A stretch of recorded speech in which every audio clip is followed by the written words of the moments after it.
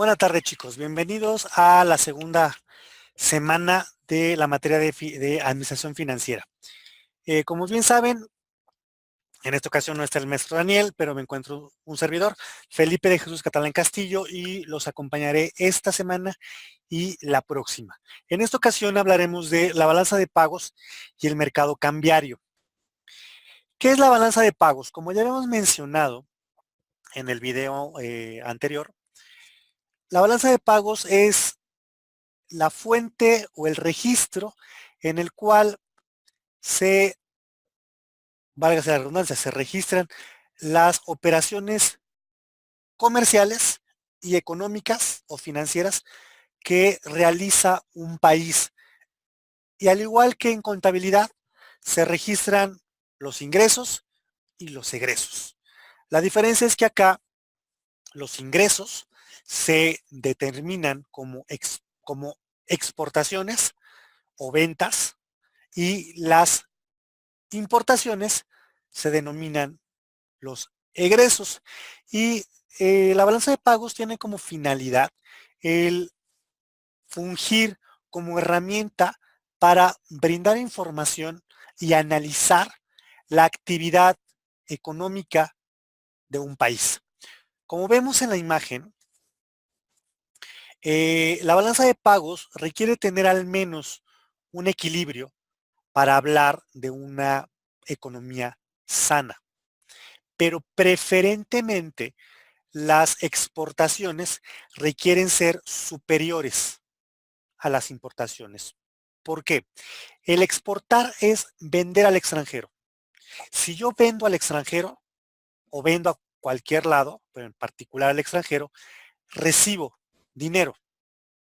Si yo compro a otra persona, a otra nación, ese dinero deja de salir en mis manos y pasa a las manos de quien me vendió algo. Y en esta situación, quien me vendió se encuentra en el extranjero. Entonces es dinero que no se encuentra dentro del país.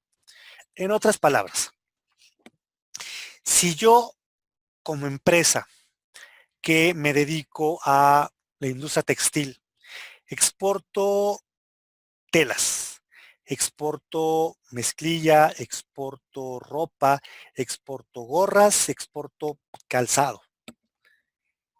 Al yo estar vendiendo a Alemania, Francia, Inglaterra, Portugal, a China, a Belice, estoy recibiendo dinero y ese dinero se queda dentro del territorio.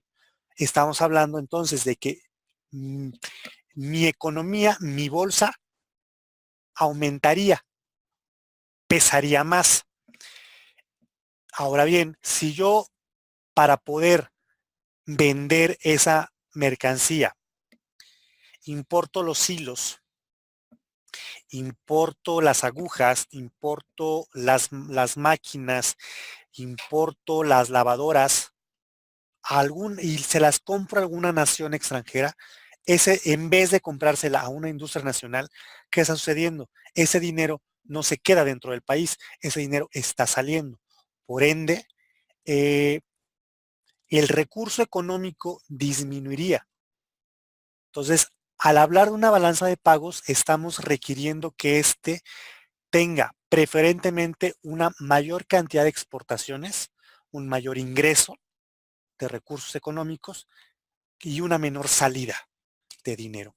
La balanza de pagos, como hemos mencionado, se encuentra integrada por tres cuentas principales: la cuenta corriente, la cuenta capital y la cuenta financiera. ¿Cómo se diferencian cada una de ellas? La cuenta corriente son las adquisiciones que se realizan de bienes o servicios, así como los pagos que efectuamos por algo que recibimos. Aquí estamos hablando justamente de las entradas y las salidas, de las importaciones y exportaciones. La cuenta capital es la transferencia de recursos económicos que se da entre las naciones y que está destinada a la construcción de infraestructura regional o nacional. Y la cuenta financiera es aquella en la cual se integra por el financiamiento que damos a otras naciones o que recibimos de otras naciones. De manera más detallada, la cuenta corriente se encuentra integrada por 4 balanzas: la balanza comercial, la balanza de servicios, la balanza de rentas y la balanza de transferencias. La balanza comercial, estamos hablando de bienes o productos tangibles, aquello que podemos poner, que nos podemos poner, que podemos comer, que podemos palpar, manipular, pasar de mano en mano. ¿Y qué entraría dentro de esta categoría? Las materias primas, los insumos, los suministros y los combustibles. Que los combustibles podrían pasar a formar parte de los suministros. En el video habíamos comentado la diferencia que hay entre materia prima, insumo y suministro. Y la materia prima es todo aquello que no tiene una transformación. Todo aquello que, así como se extrae o se adquiere, así permanece y pasa o se emplea para formar parte de algún otro bien mediante un proceso de transformación.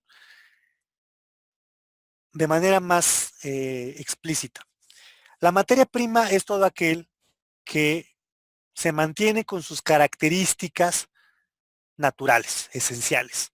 Hablamos de leche, hablamos de huevos en su cascarón, hablamos de una vaca muerta o viva, pero permanece con sus características. Hablamos de el carbón, madera, hierro, cobre, azufre, etc. Cuando esto o cuando esas materias primas sufren una transformación, el queso, la leche pasa a ser queso, pasa a ser crema, pasa a ser nata, estamos hablando que se convierte en un insumo. Es un producto, en otras palabras, el insumo que ya sufre una transformación y que con esas características pasa a formar parte de otro producto. El queso pasa a desmenuzarse y formar parte de una quesadilla, de un taco. La leche se cuajó y se forma el requesón, y el requesón forma parte de algún otro platillo. El tronco que fue extraído sufre cierta transformación, pasa a ser una tabla y la tabla se empleará para fabricar un mueble. Sí, ahí estamos hablando de un insumo, de un producto ya transformado que formará parte de otro producto. El suministro es aquel producto ya terminado que se emplea en el proceso de producción de un bien o de brindar un servicio. Aquí podríamos hablar de una maquinaria, un torno, una fresa, una máquina de coser, un horno, ¿sí? ¿Y cómo se conforma entonces el proceso de estos bienes materiales? Una materia prima es la leche, que es extraída de manera natural de la vaca, pasa a formar un insumo cuando se convierte en crema y la crema se va a emplear, más bien, se forma una media crema y la media crema va a formar parte de un pastel. Y el suministro es la batidora, el horno, la espátula que se emplean para fabricar ese pastel. ¿Y por qué digo que los combustibles, como el petróleo, pueden formar parte de un suministro? Porque si hablamos de un combustible, hablamos de gasolina, hablamos de gas, y estos se emplean quizás para fundir el hierro, para hornear el pastel, para ahumar un pescado, ¿sí?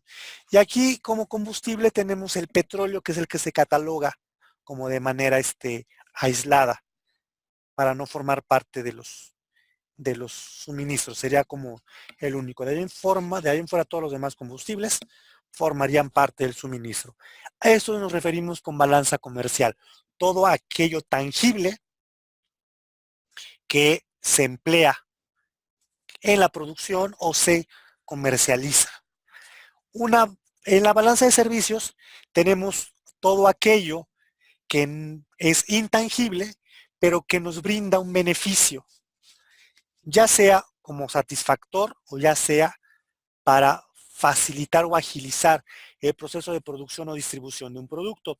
Y aquí en la balanza de servicios tenemos el turismo, el transporte, los seguros, el servicio prestado a otras empresas, tales como publicidad, estudios de mercado, operaciones de comercio exterior, asesoría, reparación de maquinaria, capacitación. ¿Sí? Pero en el panorama internacional, ¿cómo se ve reflejado el turismo? Pues el turismo en un yate que viene de las Islas Canarias y encalla en el puerto de Veracruz o de Acapulco para hacer un recorrido por esta zona costera. Ahí estamos hablando de un ingreso que puede entrar por medio del turismo. El transporte, si hablamos de la exportación de mercancías, podríamos mencionar de manera más precisa cuando contratamos un, un avión para poder trasladar la mercancía que le vendimos a una empresa extranjera y se la haga llegar. Ahí podríamos hablar del transporte. O de igual manera, las líneas aéreas comerciales. Cuando la línea aérea no pertenece a alguna empresa mexicana, pues paga cierto impuesto por poder cargar y descargar turistas dentro del territorio nacional. Los seguros, cuando se contrata o vendemos un seguro contra accidentes, contra incendios, contra robo, a alguna empresa extranjera o algún usuario. Y aquí tenemos ya de manera más detallada algún otro servicio que se pueda prestar a las empresas, como es publicidad. No sé si ya han escuchado el término outsourcing. Outsourcing es un término que se emplea actualmente y que consiste en subcontratar a otra empresa para que nos haga alguna operación que se podría realizar dentro de la organización. Por decir algo, para no hacernos nosotros cargo del pago de viáticos, del salario, de las prestaciones, de la prima vacacional, del aguinaldo, se subcontrata a otra empresa que se va a hacer cargo de administrar todo el recurso personal. Nosotros únicamente le decimos, requiero 2 choferes con X característica, con tantos años de experiencia, con tal perfil, con tal edad, y la empresa se encarga de conseguirlo, lo contrata y este chofer llega, nos presta el servicio. Obviamente la empresa recibe un pago por realizar estas operaciones y a eso se refieren justamente estos servicios prestados. Y aquí menciono algunos nada más. Publicidad, para no tener a un publicista de planta y pagarle un salario mensual, se llama a la empresa, al outsourcing, se le dice, requiere un publicista para que me diseñe la próxima campaña de lanzamiento de el nuevo LG. Entonces, esta empresa contrata al publicista por proyecto y una vez que nos entrega la nueva campaña, el publicista se va de la empresa, ¿sí? Es una estrategia que las empresas están siguiendo para reducir costos y entra justamente dentro de la balanza de servicios porque muchas veces al hablar de exportaciones o de empresas que participan en el panorama internacional, también conocidas como transnacionales, recurrimos a especialistas fuera del país. Un ejemplo para ello, en el caso de las series mexicanas que se están desarrollando por Netflix. Club de Cuervos, no sé si la han visto, para poder salir del estándar de grabación de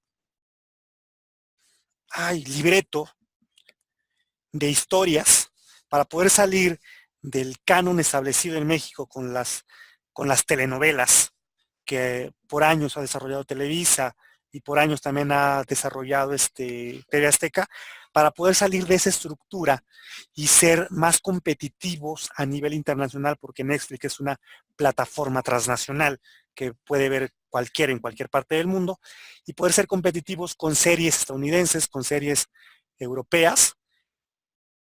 Los productores de Club de Cuervos contrataron escritores, guionistas, publicistas estadounidenses para que la historia entrara dentro de esa estructura de series estadounidenses y pudiese ser competitivas. Entonces, ahí estamos hablando de un servicio que fue subcontratado al extranjero, ¿sí? Y entra dentro de este panorama internacional y por ende dentro de la balanza de pagos. La balanza de rentas son aquellos intereses generados por los préstamos, por los dividendos, por los alquileres que realizan las empresas mexicanas a empresas extranjeras. Y justamente eh, de estos intereses, de estas multas, de este uso de derechos, es que se establece la balanza de rentas, porque la renta no es otra cosa más que un ingreso que se recibe o un derecho que se paga, es un derecho que se cobra o se paga por hacer uso de algo. Aquellos que rentan un departamento, una casa, pues estás pagando un monto mensual por hacer uso de ese bien inmueble. Una renta también es el pago que se le da a un Uber. Estás pagando por hacer uso de un vehículo, de un traslado durante un periodo determinado. Entonces, una renta es todo aquel derecho por usar algo que se está pagando, se está recibiendo y entra justamente dentro de esta categoría. Y en el caso de patentes, marcas y derechos de autor, que es como lo más marcado en el ámbito internacional, podríamos hablar de las franquicias. ¿Qué es una franquicia? Como franquicia, pues han de conocer McDonald's, Burger King, Domino's Pizza, Italian Coffee, Starbucks. Todos estos son franquicias y por ende los empresarios están pagando una renta por usar esa marca, por usar ese proceso de producción, por usar el backup de la empresa. Y así como nosotros compramos eh, estos, más bien, así como nosotros hacemos uso de estos derechos, de estas patentes, de estas marcas, de esta estructura del diseño de los inmuebles, también nosotros podemos venderlos al extranjero. Y dentro de la balanza de transferencias tenemos todas aquellas remesas, que es una remesa, todo aquel dinero que nuestros connacionales en el extranjero nos envían. Y por cada remesa ingresada o salida del país hay un impacto económico dentro de la estructura, válgase la redundancia, económica nacional. Eso en lo referente a la cuenta corriente. Permítame.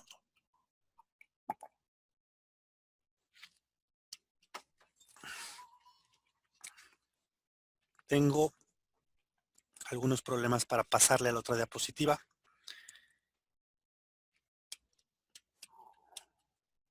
Bueno. Luego tenemos la cuenta de capital, que es la cuenta... Ay, perdón, espérenme. Ok. ¿Qué es la cuenta de capital? La cuenta de capital, como ya hemos mencionado, es justamente la transferencia de recursos económicos que se genera entre las naciones.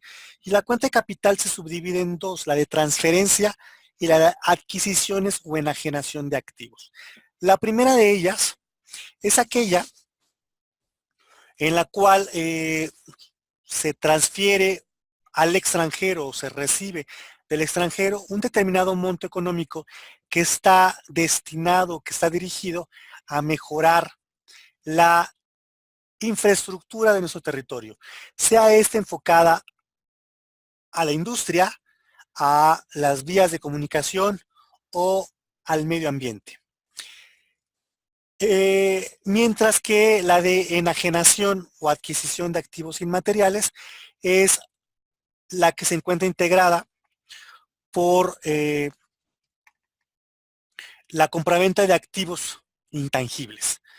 ¿Qué es un activo intangible? Lo que habíamos mencionado hace un momento de derechos de autor, patentes, marcas. A eso se refiere justamente la enajenación de activos. Pero, ¿qué es la compraventa la transferencia de capitales, para ser más preciso? Eh, durante el, durante el curso vamos a hablar de las instancias de financiamiento al comercio internacional. Y esas instancias de financiamiento brindan apoyo económico al país para para que estos dirijan esos recursos, ya sea a desarrollar la infraestructura industrial de territorio o bien para desarrollar o arreglar algún aspecto de estructura que haya sido afectado, mermado por situaciones naturales.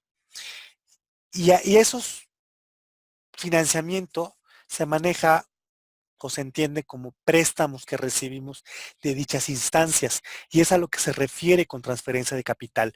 Es el financiamiento o préstamo que se da o se recibe y que va enfocado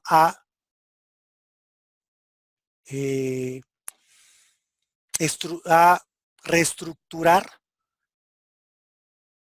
canales de comunicación, carreteras, aeropuertos, parques industriales, o bien para vías de comunicación, eh, explanadas, vivienda que haya sido afectada por sismos, huracanes, tsunamis. A eso se refiere la transferencia de capital. Y la adquisición o enajenación de activos inmateriales es cuando se adquiere o se vende o nos apropiamos a bienes intangibles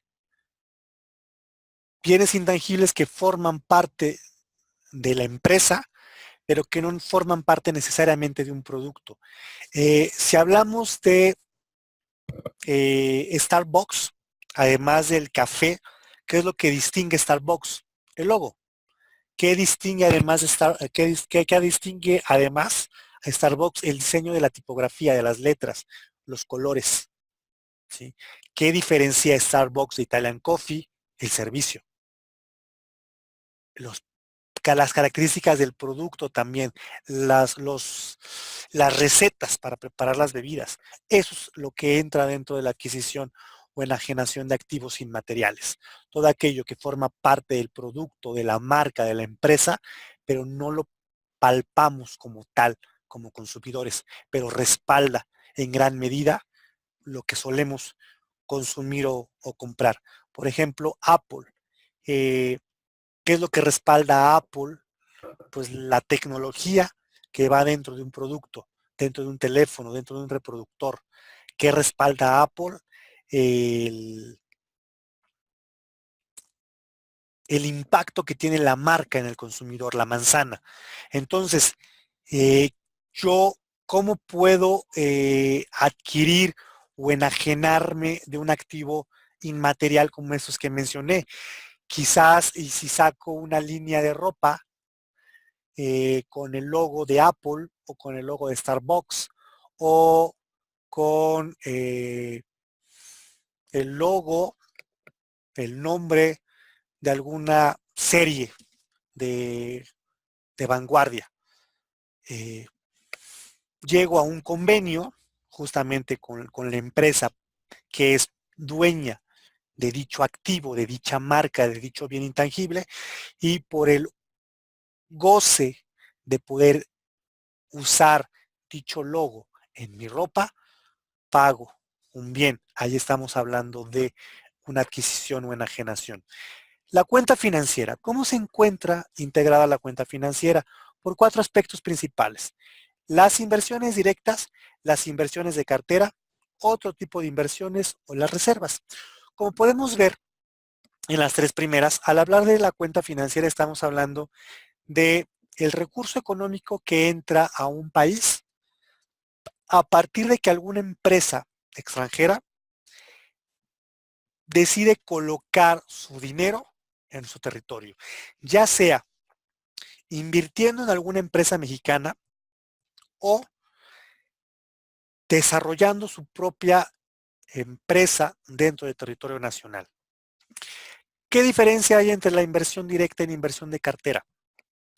La inversión de cartera es aquella en la que al inversor le da derecho a tomar control, a tomar decisiones, a tomar acciones dentro de la empresa.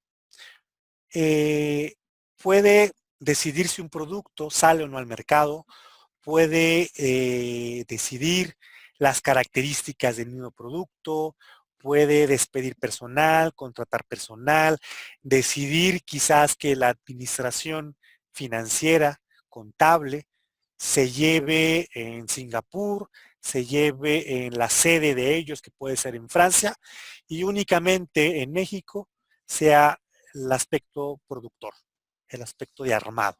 ¿Sí? Mientras que la inversión de cartera se invierte principalmente en acciones, en documentos que respaldan a la empresa. Si recordarán o habrán leído alguna en sus clases de contabilidad o en algún documento contable la clasificación de las empresas, una de ellas habla de la asociación, perdón, de la sociedad anónima. En la sociedad anónima, una de las características que tiene es que se habla de acciones. El valor total de la empresa se divide en documentos legales que tienen un valor parcial de la empresa. Cada acción vale $1, vale $15 del valor total de la empresa. Y yo, como inversionista, decido comprar cierto número de acciones, cierto número de bonos, cierto número de valores, como menciona acá, y decido comprar 10 acciones. Cada acción vale $1,000, por decir algo. Entonces, yo soy propietario de $10,000 que representan o que vale la empresa, pero no me da facultad o capacidad para tomar decisiones. Únicamente me permite cobrar las regalías, los ingresos que genera la empresa durante un determinado tiempo por el valor porcentual de las acciones de las que soy propietario. Y quizás otro margen de ganancia pueda ser en el que actualmente, como les mencioné, mis acciones valgan $1,000, pero en un futuro, en 10 años, 5 años, valen 1,500, ¿no? $1,500. Entonces ahí también puedo ver una, una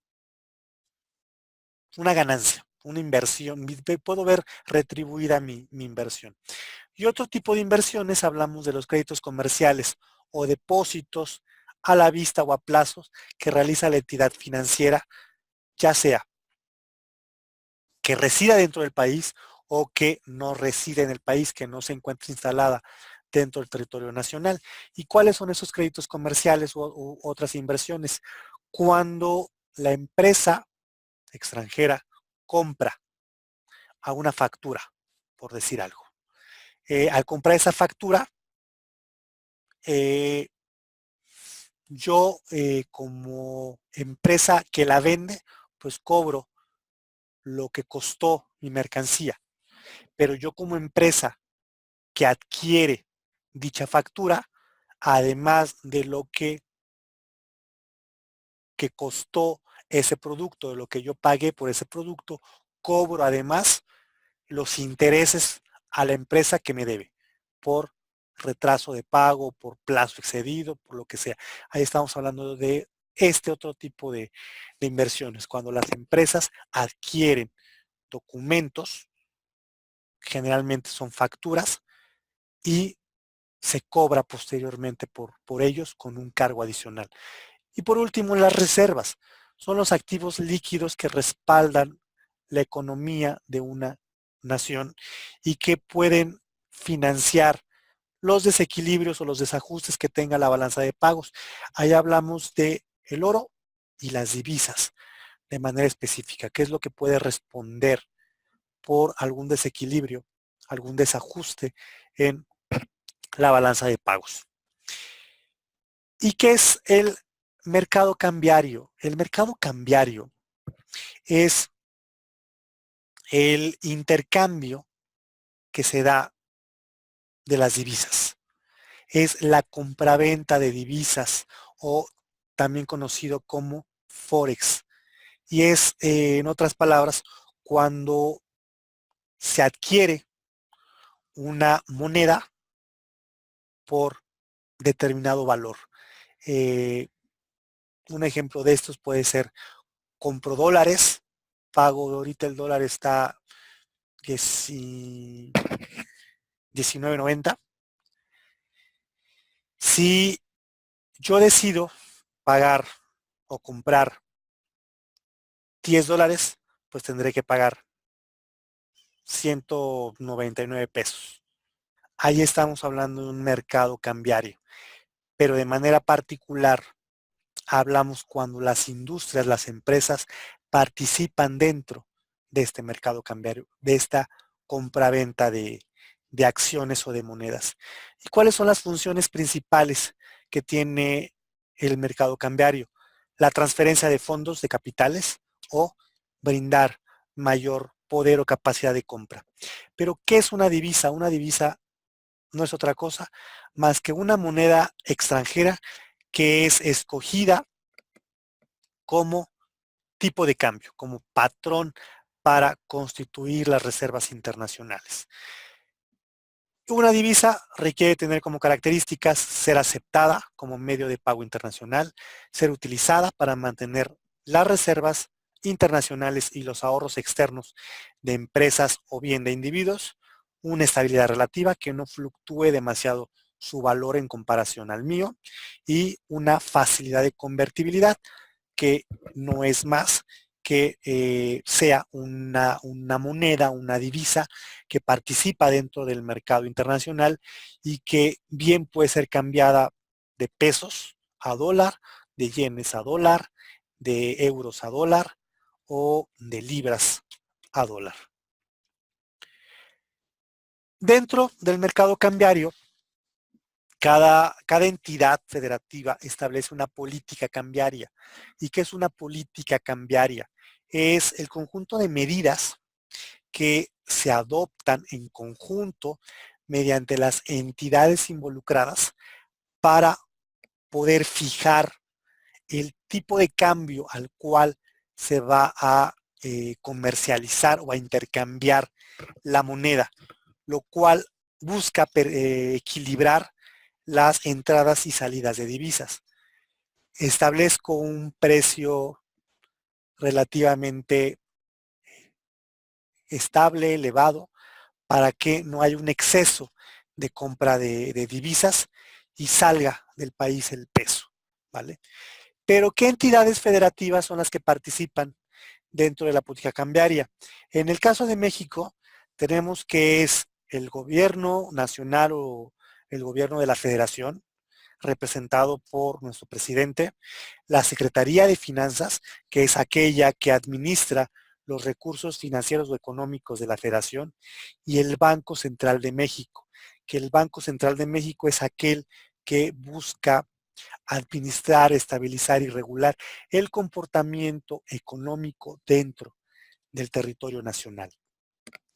Y la política cambiaria, como había mencionado hace un momento, tiene como propósito lograr estabilizar la moneda que no haya un flujo excesivo o una salida excesiva de pesos por dólares que esté adquiriendo la sociedad. Defender el valor de la moneda frente a especulaciones, que es respaldar la estabilidad de la moneda dentro del país frente a cambios completamente bruscos. ¿Cómo funciona esto? Cuando el intercambio o la compra de divisas lo realizan las empresas, lo realiza la federación, está buscando tener una mayor garantía de que lo que vendió lo va a poder recuperar, que la cantidad de mercancías que la vendió la va a poder recuperar sin importar cuál es el comportamiento económico que se presenta dentro de la nación. Preservar las reservas internacionales, conservar el recurso financiero dentro del territorio nacional, evitar la compra o la demanda excesiva de moneda extranjera o de divisas, evitar el aumento excesivo de los precios dentro del comercio local y proteger las reservas internacionales, así como la balanza y el tipo de cambio. Pero, ¿qué es el tipo de cambio?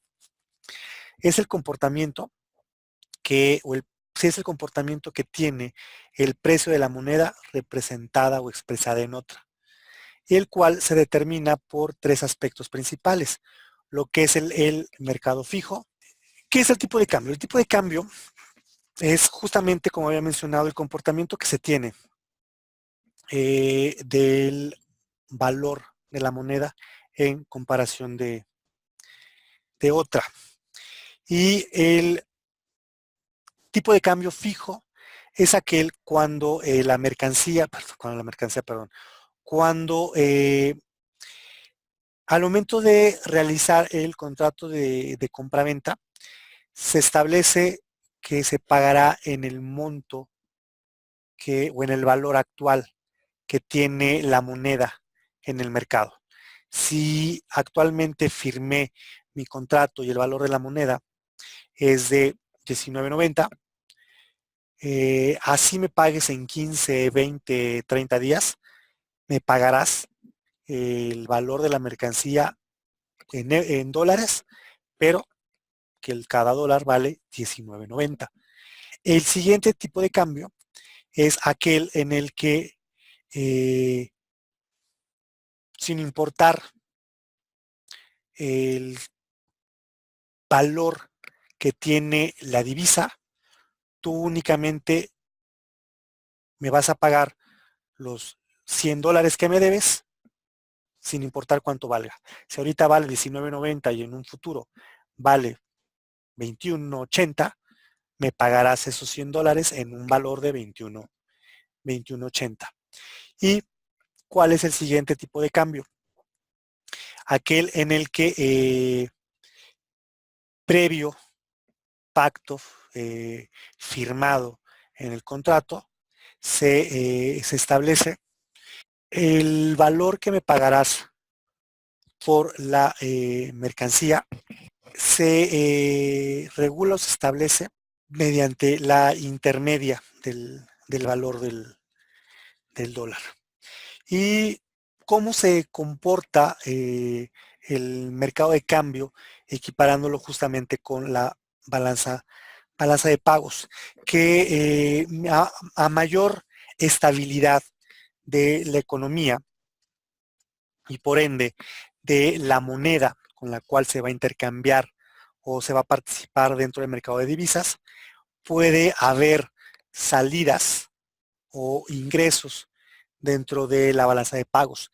El registro en la balanza de pagos puede verse afectado por el comportamiento que se tiene de las divisas dentro del mercado cambiario.